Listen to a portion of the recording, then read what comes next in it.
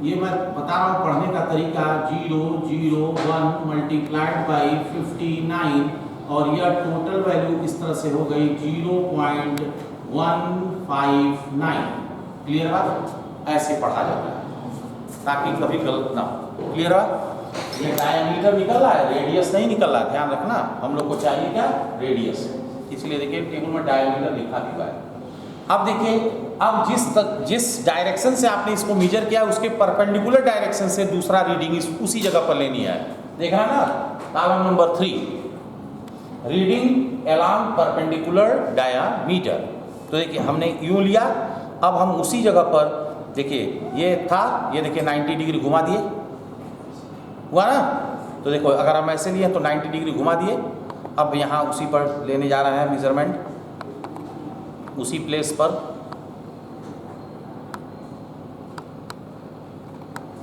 देखिए तो आप पा रहे हैं कि अब देखिए फिर से आप देखेंगे तो आप पाएंगे कि 1 डिवीज़न मेन स्केल पर चला हुआ दिखाई दे रहा है, और इस बार सर्कुलर स्केल पर आप जो चले हैं वह 62 डिवीजन्स चले हुए हैं। तो सर्कुलर स्केल पर 62 डिवीजन। तो अब पढ़ने आ गया हो तो अब ये तरीका समझ चुके होंगे। तो आप क्या पाए हैं? 0.1 मेन स्केल पर एक डिवीजन चला, और 62 अगर चला तो अब 1 में ही कैलकुलेशन करिए। 0.001 मल्टीप्लाइड बाई 62 दैट इज 0.062। तो 0.062 और अब इस 0.62 और ये वैल्यू आ गई 0.162। क्लियर है? अब देखिए, अब फिर हम रिपीट करेंगे। ऐसा नहीं बस एक वैल्यू हो गई हो गया, 3 वैल्यू कम से कम लेनी चाहिए। अब जगह बदल दीजिए, जगह देखिए बदल दिया गया, और जगह बदलने के बाद हमने कुछ एक अगली रीडिंग कुछ इस तरह से लिया। ये देख सकते हैं यहाँ आप रीडिंग लिए। अब आप देखिए फिर से एक पूरा चले हैं, और जो हम सर्कुलर स्केल पर चले हैं वो सर्कुलर स्केल पर 68 डिवीजन चले हुए हैं। तो एक पूरा चले हुए हैं, दूसरी रीडिंग एक पूरा और 68 चले हैं, तो 0.168 ये आपने दूसरी रीडिंग पा लिया। अब इसके परपेंडिकुलर डायरेक्शन में उसी जगह पर, तो परपेंडिकुलर डायरेक्शन में उसी जगह पर गए तो फिर एक पूरा चले हैं, और अब जो दिखाई दे रहा है वो 6 डिवीजन दिखाई दे रहा है। तो 6 डिवीजन दिखाई दे रहा है, तो 0.162 62 डिवीजन चला, तो सॉरी 6 मतलब 66 चला, तो 66 60 के आगे जब चला तो इस तरह से 0.166 मिला। अब कभी भी 2 रीडिंग लेके मत भाग जाइएगा, क्योंकि वो तो और खराब हुआ। क्योंकि जब तक कोई भी देखते हैं जहाँ डिसीजन लेना रहता है सही गलत का, वहाँ या जीत हार का वहाँ 3 बार मैच होता है। तो इसलिए देखिए कम से कम 3 रीडिंग इसकी नोट करनी है। क्यों इतना सेंसिटिवली नोट किया जा रहा है? क्योंकि इसका लिस्ट काउंट काफ़ी कम है। तो आप देखिए अब फिर जगह बदल दी गई, और जगह बदल करके हमने फिर से इसको रिपीट किया, और आप देख सकते हैं कुछ इस तरह से इसका रीडिंग यहाँ पढ़ी गई। तो ये रीडिंग आ रही है आपकी 1 मेन स्केल पर 1 डिवीज़न दैट इज़ 0.1, और 58 डिवीज़न चली हुई सर्कुलर स्केल पर, तो 0.1 और 58। तो आप देख सकते हैं 0.158 देख सकते हैं वेरिएशन। तीसरे डिजिट्स में ज़्यादा दिखाई दे रहा है, जगह चेंज जब हो रही है। तो आप देखिए परपेंडिकुलर डायरेक्शन में आ जाइए,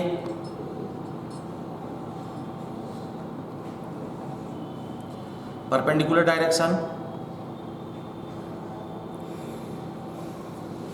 अब यहाँ इसमें भी मेन स्केल पर 1 डिवीज़न चले हैं, और उसके बाद 60 के बाद 2 डिवीज़न चल रहे हैं। तो मेन स्केल पर 1 डिवीज़न दैट इज 0.1, 62 सर्कुलर पर चले तो 62 मल्टीप्लाइड बाई 0.001, तो 0.062। तो इस तरह से वैल्यू आ गई 0.162। क्लियर है? आप देख सकते हैं कि 2 वैल्यू एग्जैक्टली मैच कर गई। इसका मतलब ये हुआ कि ये दोनों को अब एवरेज ना लेकर के इन दोनों यही वैल्यू ले ली जाए, क्योंकि 3 में से 2 सेम आ गया। अगर ये सेम नहीं आता तो हम क्या करते, एवरेज की ओर बढ़ते। तो ये सर्कुलर स्क्रू गेज का इस्तेमाल समझ में आया, क्लियर कट। तो इस तरह से स्क्रू गेज का काम खत्म हुआ।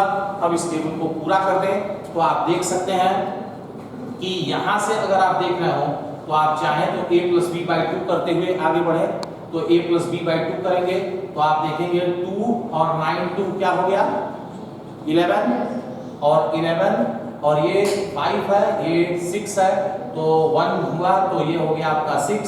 तो इस तरह से आपका क्या है कि 0.161 और बाई चूंकि 2 करना था तो 2 करके ही मैं बोल रहा हूँ, तो आप यहाँ से पा जाएंगे जो वैल्यू वह लगभग वैल्यू देखें अगर तीनों अगर इस पूरे टेबल को, तो यहाँ आप लगभग पाते हुए दिखाई दे रहे हैं 0.161 और यहाँ से देखिए लगभग पाते हुए क्या दिखाई दे रहे हैं 8 और 6 क्या हुआ 14, तो 7 की वैल्यू तो आप पाएंगे 0.167 और ये लगभग में वैल्यू ला रही है इसलिए, और 5 8 है और 2 है तो 1 पॉइंट अगर यहाँ देखें 2 दे दें तो 1.60 क्लियर बात। अब मीन डायमीटर देखिए, तीनों रीडिंग में जो डायमीटर आया वो आप देखिए थर्ड डिजिट्स पर ही थोड़ा सा डेविएशन है, वो भी अगर आप देखें तो यहाँ थर्ड डिजिट में ज़्यादा डेविएशन। अगर आप देखें तो बहुत विवाद में ना जाना हो तो हम वहाँ 1.60 ले सकते हैं, तो आप लगभग यहाँ जो वैल्यू ले सकते हैं वो 0.160 ले सकते हैं और बटे 2 कर दीजिए रेडियस निकालने के लिए तो आप आ जाएंगे 0.080 क्यों भाई रेडियस क्लियर बात। तो रेडियस मिल गया, देखिए आर की वैल्यू जरूरत थी वो हमने पा लिया। अब रेडियस का काम खत्म, फाइनल आ जाइए टाइम पीरियड के टेबल पर। टाइम पीरियड के टेबल पर चलेंगे तो सबसे पहले क्या कंसीडर करना पड़ेगा कि कितना ऑसिलेशन हम देखेंगे, तो हम 10 ऑसिलेशन को मान करके चलते हैं, ठीक है। तो 10 ऑसिलेशन के लिए हम नंबर ऑफ ऑसिलेशन 10 लेकर के चलते हैं और एक बार देखिए जैसा आपने देखा डिटर्मिनेशन ऑफ T1 और डिटर्मिनेशन ऑफ T2। T1 के लिए पहले चलिए, T1 मतलब यहाँ से देखिए T1 मतलब क्या है time period when hollow cylinders are inside. तो T1 की वैल्यू तब मिलेगी जब हॉलो सिलेंडर्स क्या हो अंदर हो और सॉलिड बाहर हो। भाई एक लिख दिया गया तो अपने आप क्लियर है दूसरा। तो चलिए अब T1 के कैलकुलेशन की ओर बढ़ेंगे तो हॉलो सिलेंडर को इनसाइड देखिए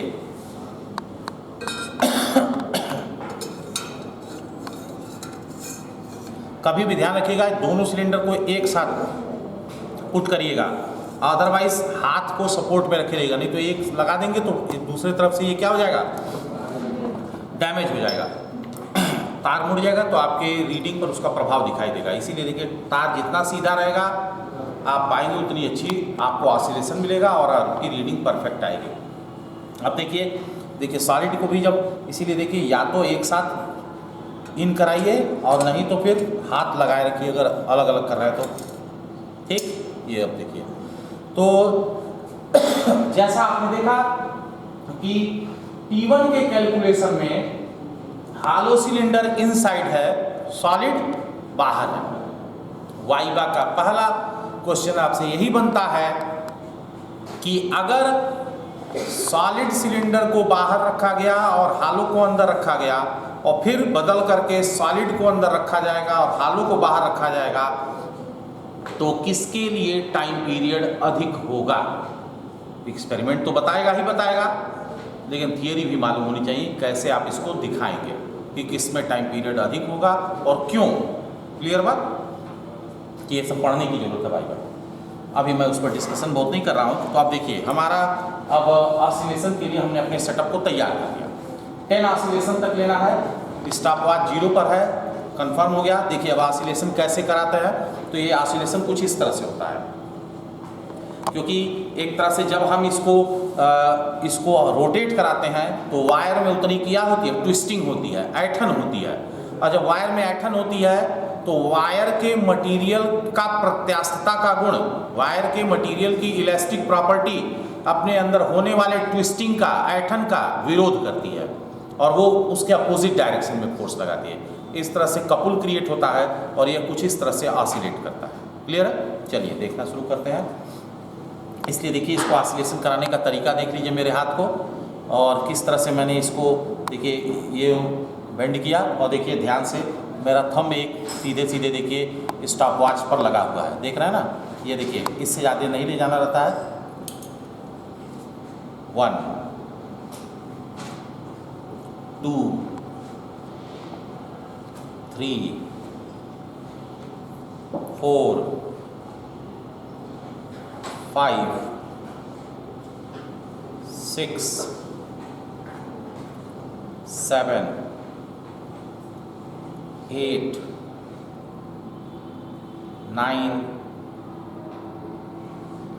10। तो इस तरह से जब 10 पर हम पहुंचे तो 29 सेकेंड हमारी घड़ी की सुई बता रही है, 29 सेकेंड। तो 29 सेकेंड, क्योंकि इसका लीस्ट काउंट पॉइंट 1 है, सही तरीका लिखने का होता है 29.0। क्लियर है? ये सही तरीका होता है। तो चूंकि हम 20 जो आप देख रहे हैं 29 बल्कि न करके मैं एग्जैक्टली बता रहा हूँ आपको, क्योंकि 1 सेकंड है 29.9, क्योंकि ये देख सकते हैं जस्ट 30 के हल्का सा पहले है, तो 29 तो पूरा पढ़ लिए और उसके बाद की बात बता रहे हैं। तो 29.9 तो दशमलव जो पढ़ पा रहे हैं भाई 9 डिवीजन है, तो 9 मल्टीप्लाइड बाई 0.1 तो 29.9 ये हमने पढ़ लिया। 10 चक्कर 10 ऑसिलेशन के लिए टाइम पीरियड। फिर से इसको रिपीट करेंगे क्योंकि ये हमको 3 बार रिपीट करना होगा सेम प्रोसेस। ठीक है, अब रिपीट करने के लिए फिर से हम इसको क्या करेंगे, रेस्ट में लाएंगे। रेस्ट में लाने के लिए वही तरीका है जैसे कल मैंने आपको कंपाउंड में बताया था कि हाथ को हल्के ढंग से नीचे लगाइए जहाँ से आपके हाथ से डिस्टर्बेंस 9 के बराबर हो सके। अब ये रेस्ट में आ गया, स्टॉप वॉच को 0 पर कर लीजिए। अब आप देख रहे हैं कि फिर से आप इसको हल्का सा रोटेट करा रहे हैं।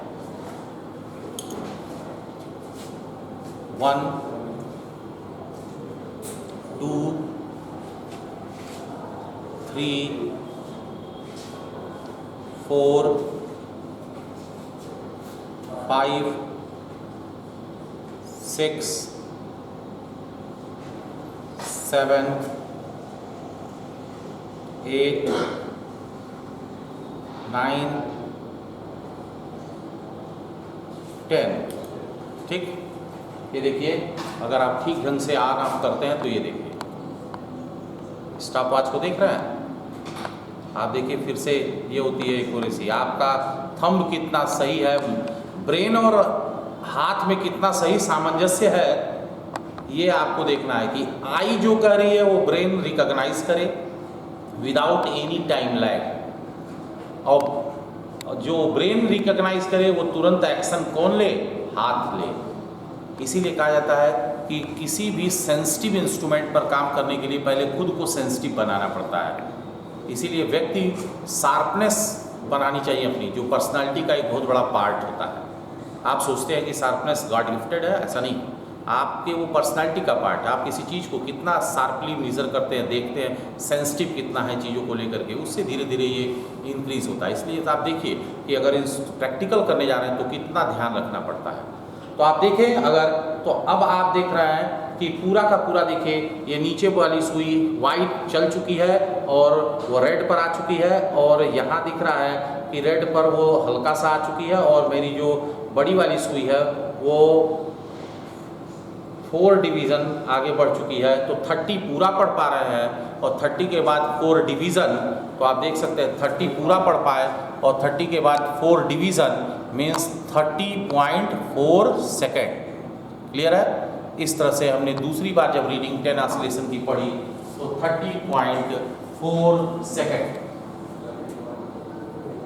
30.4 सेकेंड।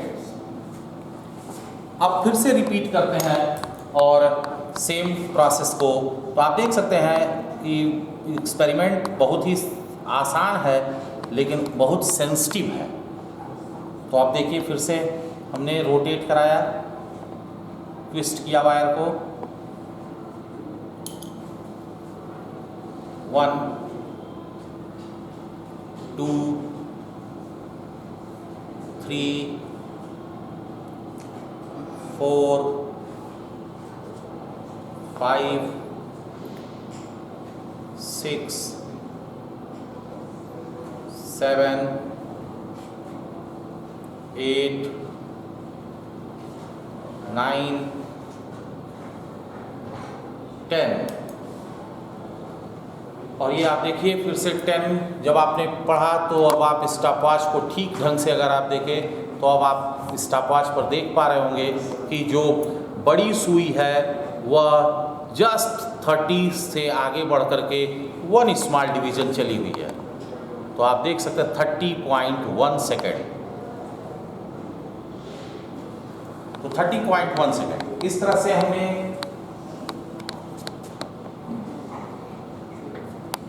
जो पूरा का पूरा जो हमने देखा कि हमने सॉलिड सिलेंडर को बाहर रखा, हालो सिलेंडर को अंदर रखा, 10 ऑसिलेशन के लिए इस एक्सपेरिमेंट को 3 बार रिपीट किया। क्लियर है? पार्ट 2 की ओर चलिए। पार्ट 2 क्या कर रहा, अभी हम आगे बढ़ेंगे, फिलहाल इस पर चलिए। तो ये कह रहा है डिटर्मिनेशन ऑफ टाइम पीरियड चलता है T2 की वैल्यू, और फार्मूले में T2 का मतलब क्या हुआ ये आप देखें। तो सॉलिड सिलेंडर को अंदर रखना है और हालो को बाहर रखना है। तो आप देखिए ये स्टॉपवॉच को सबसे पहला काम 0 पर कर लीजिए, और 0 पर करने के बाद आप देखिए फिर से सतर्कता पूर्वक मैं फिर रिपीट करूं, दोनों तरफ से हाथ रखेंगे और धीरे धीरे अपने सिलेंडर को बाहर निकालेंगे। अब इसे तो आप देख सकते हैं क्योंकि हमने एक तरफ से देखिए संभाल रखा है, इसलिए दो तरफ से दूसरा दोनों सिलेंडर निकाल दिया। अब क्या करेंगे, हल्का सा इसको तिरछा कर देंगे और देखिए इस तरह से सिलेंडर बाहर निकल गया। लेकिन देखिए वायर हल्का मुड़ने लगा, देख रहे हैं ना, इसलिए इसका भरपूर ध्यान रखेंगे कि वायर जितना ही सीधा होगा एक्सपेरिमेंट आपका उतना ही बेहतर होगा, इसलिए इसके साथ बहुत ही बारीकी से काम करना होगा। तो अब जैसा आप देख रहे हैं T2 के मेजरमेंट की ओर हम बढ़ रहा है, सॉलिड को अंदर और हालो को बाहर। चलिए सॉलिड सिलेंडर्स को अंदर रखते हैं, दोनों सॉलिड सिलेंडर को हमने उठा लिया है, और अब आप देखिए सॉलिड सिलेंडर्स अंदर आ चुके हैं और हालो सिलेंडर्स को अब बाहर कर रहे हैं, बाहर आ चुके हैं। अब जैसा आप देख रहे हैं T2 के मेजरमेंट के लिए हमने अपने सेटअप को तैयार कर दिया। अब सेम प्रोसेस फिर करने वाले हैं, थोड़ा सा भी मोशन है तो हम क्या करेंगे, नीचे से हाथ लगाएंगे, हाथ लगा करके हल्का प्रयास करेंगे कि 9 के बराबर इसमें हलचल रह पाए। तो अब आप देख सकते हैं स्टॉपवॉच को 0 पर कर लिया गया, फिर से वही प्रोसेस रिपीट करना है, लेकिन इस बार कंडीशन बदल चुकी है, सॉलिड अंदर है और हालो बाहर।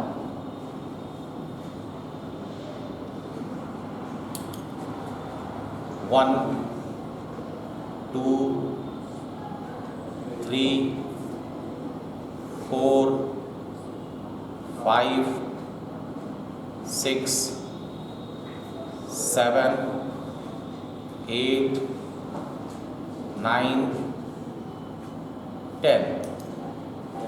10 ऑसिलेशन पूरा हुआ। और इस 10 ऑसिलेशन में अगर आप देखें ध्यान से तो आपने देखा कि ये पूरी वैल्यू जो आ रही है वो आ रही है 22। क्लियर है? तो 22 आप देख रहे हैं, तो हमने देखा 10 ऑसिलेशंस के लिए जो वैल्यू आई वो 22 एग्जैक्टली 22 आ गई है, इसलिए 0.0 लगाया गया क्योंकि हमने कोई स्मॉल डिवीजन नहीं ट्रेवल किया। क्लियर बात? सेम प्रोसेस को फिर से रिपीट करेंगे, स्टॉपवॉच को 0 पर कर लिया गया। अभी आपको देख करके पहली रीडिंग से एक अंदाज़ा ऐसा चला कि जब सॉलिड सिलेंडर अंदर गया, हालो बाहर आया, तो टाइम जो था वो 10 ऑसिलेशन का घट गया, इसका मतलब टाइम पीरियड कम हो गया। तो अब ये क्वेश्चन तो ठीक है, एक्सपेरिमेंट पे दिख रहा है, लेकिन इसका कारण थियरी के माध्यम, इसकी एक्सप्लेनेशन जो है वो थियरी से हमको खोज के पढ़नी है। क्लियर है? चलिए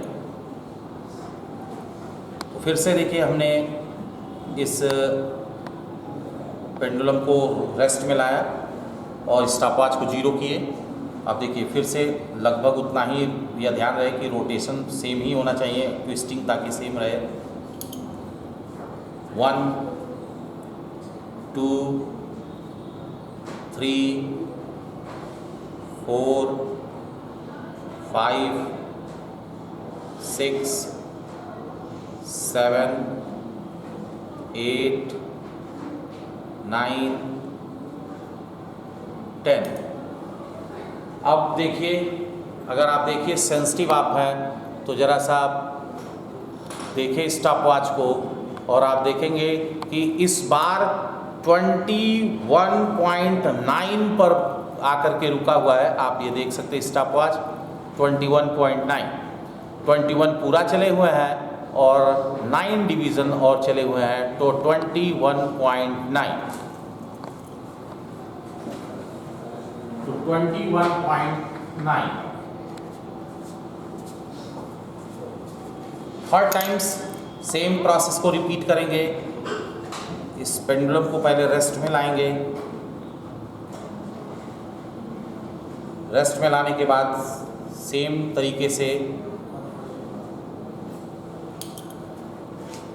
1 2 3 4 5 6 7 8 9 10। अब आप फिर से देखिए, अगर आप सही ढंग से रीडिंग पढ़ते हैं तो ये देखिए सेम आप समझ सकते हैं कि हमारा सेटअप आइडियली बहुत सही नहीं है। वायर में कई जगहों पर आपको ऐंठन दिखाई दे रही है, लेकिन फिर भी अगर आप सेंसिटिव रूप से अपने आप को एक्सपेरिमेंट पर फोकस रखे हैं तो आप फिर से देखिए और आपको स्टॉपवॉच नेट 22 सेकंड पर रुकी हुई दिखाई दे रही है। देखिए 22 सेकंड, इसका मतलब आप देखिए 2 डेटा, 3 रीडिंग में से 2 डेटा मैच कर चुका है। तो आप देखें थर्ड टाइम्स हमने जब देखा तो 22.0 सेकेंड। अब देखिए आगे के कॉलम्स पर फोकस करिए, तो टाइम पीरियड सेकंड में, टाइम पीरियड मतलब क्या हुआ, ये तो हमने निकाला कि 10 ऑसिलेशन को पूरा करने में कितना समय लगा। और आप जानते हैं टाइम पीरियड की डेफिनेशन कहती है the time taken by the particle to complete its 1 oscillation.